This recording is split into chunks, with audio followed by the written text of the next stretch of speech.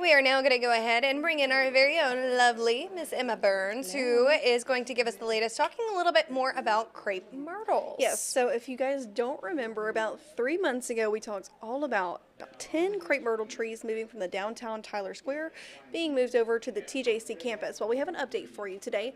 A little background if you don't know. Of course, if you live in Tyler, you've seen the downtown square renovations. Oh, yeah. Crazy coming along, by the way. If you haven't gone down there, it's looking pretty good. But there were trees around the square that were set to be discarded. They were set to go to the landfill, thrown away. And look, that would upset me because I'm all about save the trees. So Mr. John Souls stepped in. He said, you know, instead of these being thrown away, how can we repurpose them? So he got with a group from Tyler Junior College and to organize a transition to bring the trees from the square over to their campus. And if you guys don't remember our coverage on this, it took a couple days, a lot of trees. They blocked off some roads. It was this crazy ordeal. I'll have some video for you guys later on our website for you guys to look at. But today I wanted to show you, how they're doing. Of course, with trees, these crepe myrtles are very, very fragile type of wood. So there was a concern about their health. How were they going to transition to being planted on this campus? Were they going to be damaged?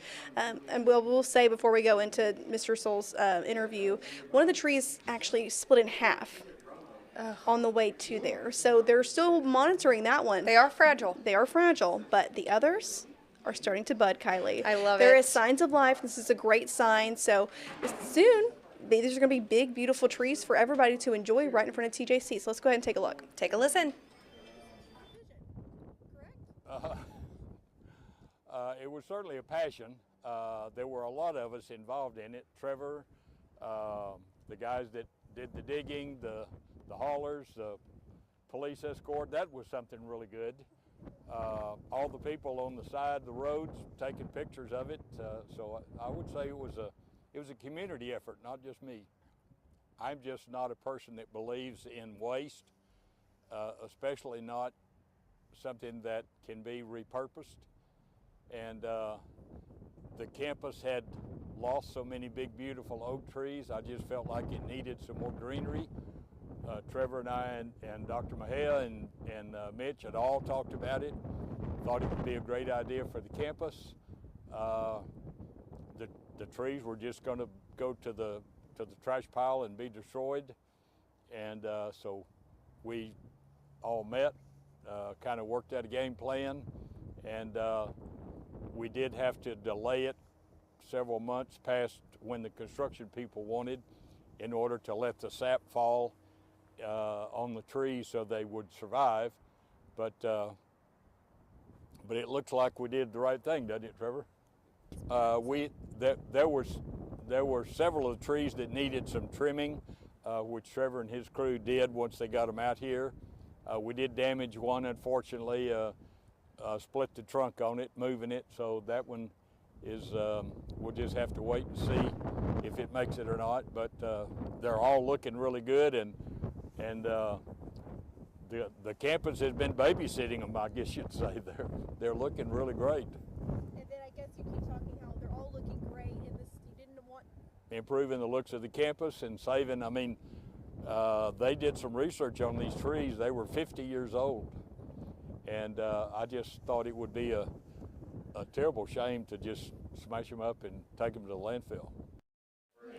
Well, I mean, Emma, those trees are very old, but they are fragile, like you did say. Yes. And so I remember actually the day that they shut down the square, and they were just, removing, being very careful with them, loading them on trailers. They block the roadways off. Yeah. I mean, we talked about that a lot here on East Texas a lot. Now. And like I said, if you guys weren't here for it, it was a big thing. These big anyways, just think about moving these. It was like having a ceremony for them, right? Yes, for all 10 of them. I know. Just down the road.